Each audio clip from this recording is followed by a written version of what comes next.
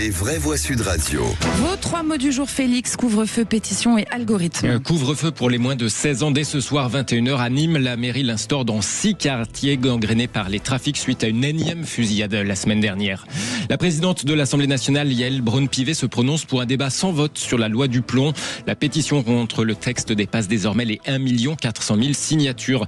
Et puis le parquet de Paris s'intéresse à X, anciennement Twitter, soupçonné d'avoir biaisé son algorithme. La plateforme d'Elon Musk dénonce un agenda politique. Elle refuse l'exercice de transparence qu'on lui réclame. Les vraies voix Sud Radio. Après Béziers dans l'Hérault, Saint-Ouen en Seine-Saint-Denis ou Triel-sur-Seine dans les Yvelines, l'été dernier, c'est donc Nîmes qui se met au couvre-feu dans le Gard. Interdiction de sortir après 21h pour les mineurs de moins de 16 ans dans 6 quartiers: Pisevin, Val-de-Gour, Mas-de-Mingue, Vistre, Clos-d'Orville et Chemin-Bas. Décision suite à une fusillade jeudi dernier, fusillade qui fait elle-même suite à toute une série de crimes liés au narcotrafic, indique le maire de Nîmes, Jean-Paul Fournier. Pas mal de fusillades, puis des morts aussi, puisqu'on a eu 2 morts au sujet de balles perdues. Donc c'est intenable. Je pense qu'il faut un petit peu restaurer tout ça, restaurer le couvre-feu pour les moins de 16 ans, les jeunes qui seront reconduits chez eux. On convoquera les familles aussi. Le maire LR de Nîmes, Jean-Paul Fournier, avec Maxime Liédo ce midi sur Sud Radio. Couvre-feu mis en place donc pour 15 jours renouvelables à Nîmes. Pierre-Yves Martin, je rappelle que vous êtes maire d'Yverdouat de Livry-Gargan. Vous n'avez pas eu besoin de le mettre, le couvre-feu à Livry, c'est calme. Mais qu'est-ce que vous en pensez justement de ce qui se passe dans les villes médianes françaises actuellement ? C'est quand même un signal d'alerte que dans beaucoup de villes de France, et notamment les villes médianes, on est confronté à cette situation, et en tant que maire, on peut être confronté à cette situation. Alors, mettre en place des couvre-feux, je pense que c'est sur le terrain quelque chose qui peut, sur le papier, intéressant. Ouais. Après, est-ce que ça change vraiment la donne ? Sur la réalité des choses, concrètement, je pense qu'il faut quand même aller plus loin. Par exemple, il y a vraiment une question qui se pose.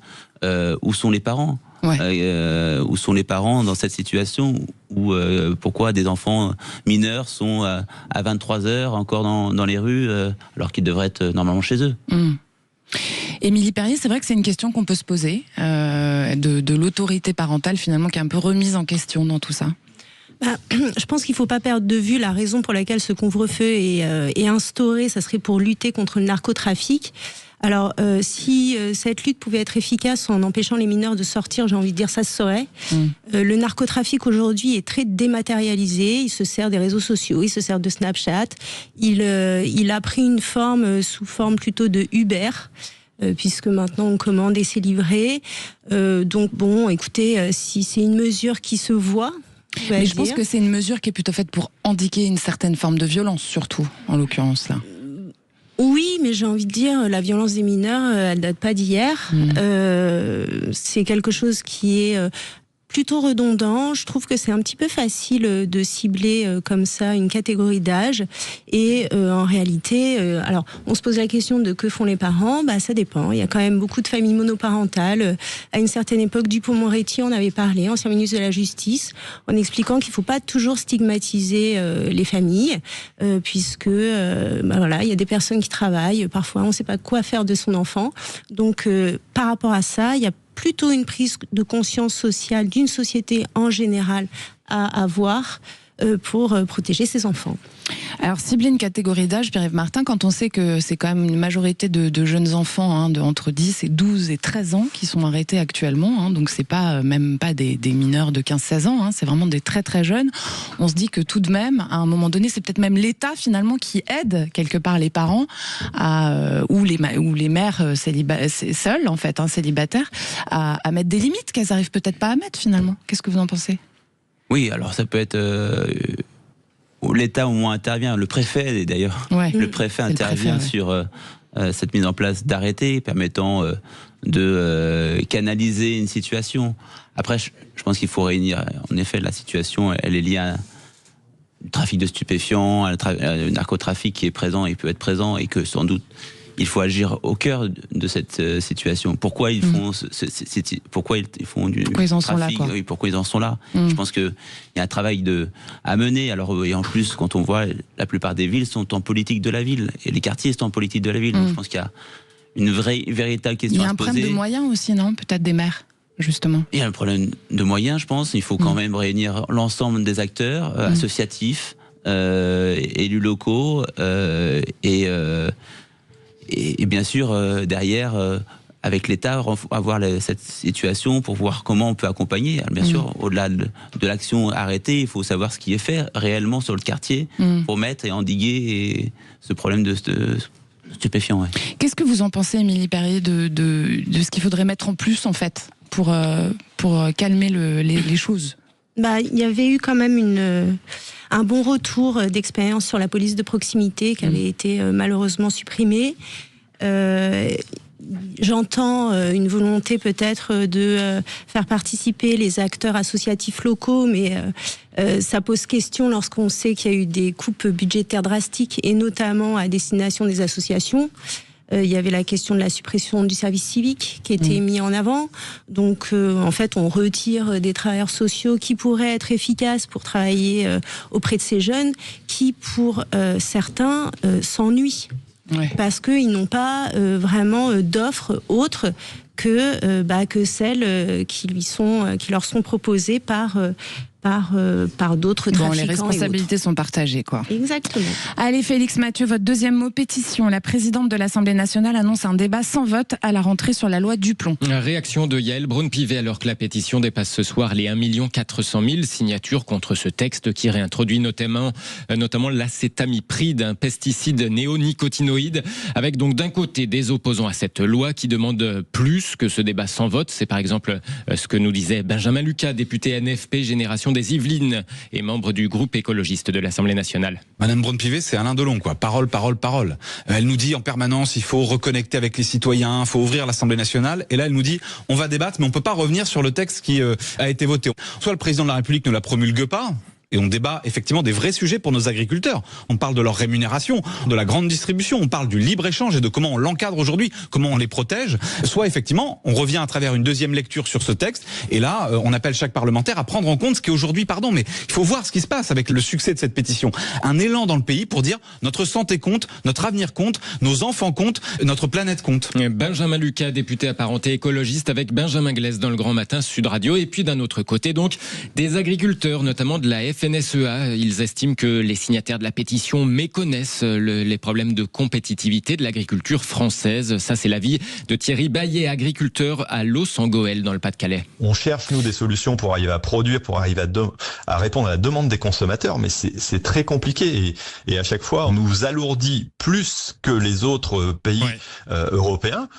Pour quelle raison, quoi? Voilà, laver plus blanc que blanc, c'est bien chez soi. Le problème, c'est que on importe du coup des produits qui viennent de l'extérieur et qui seront pas plus sains que ce qu'on fait chez nous. Au contraire, on importe énormément de fruits et légumes, par exemple, alors que la capacité de la France à produire est tout à fait correcte. On n'est plus compétitif et on n'arrive pas à produire. Thierry Baillet, agriculteur dans le Pas-de-Calais, youtubeur aussi, il témoignait donc dans le Grand Matin Sud Radio. Une chaîne YouTube sur l'agriculture. Voilà, comme quoi.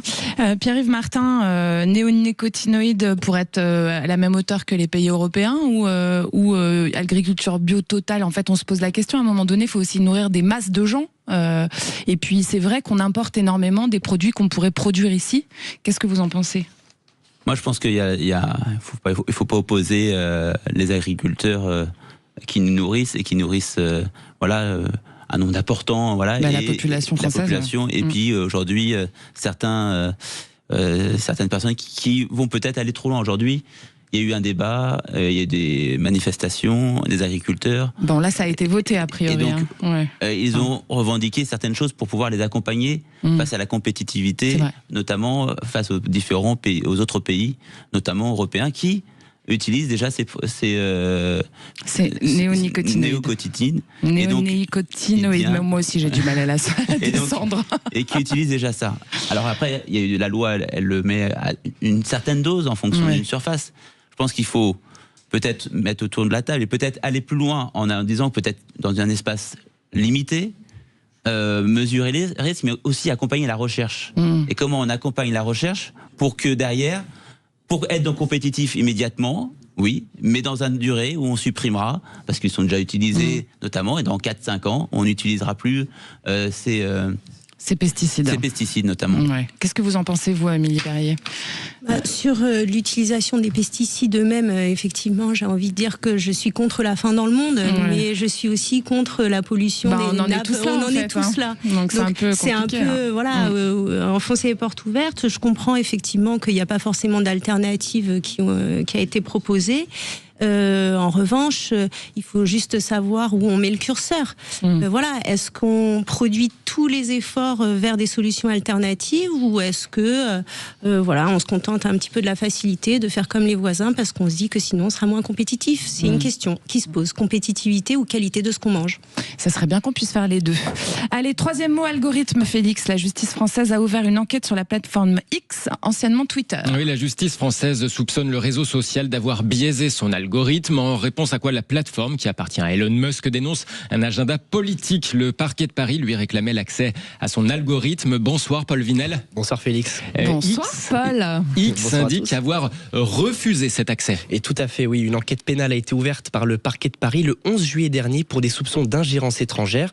Et donc en ligne de mire, l'algorithme de recommandation du réseau social, soupçonné d'avoir été manipulé depuis son rachat par Elon Musk en 2022.